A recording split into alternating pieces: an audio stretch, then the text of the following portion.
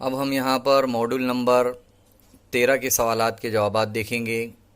Module number 13 میں پہلا سوال ہے ہمارا، اسکول میں عملے کے گروہی آموزش کو مستحکم کرنے کے لیے کون سا مقام سب سے بہترین ہے؟ تو اس کا جواب ہے اسٹاف میٹنگ۔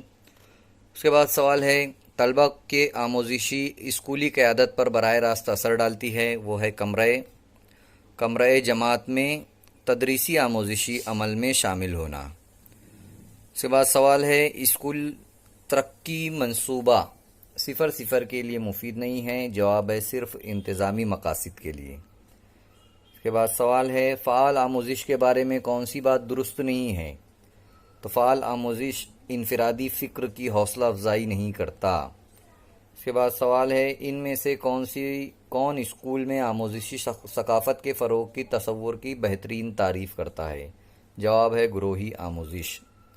سوال ہے، علمی رہنمائی کا کون کلیدی جزو نہیں ہے؟ انتظامی قوانین اور ضوابط کا فہم۔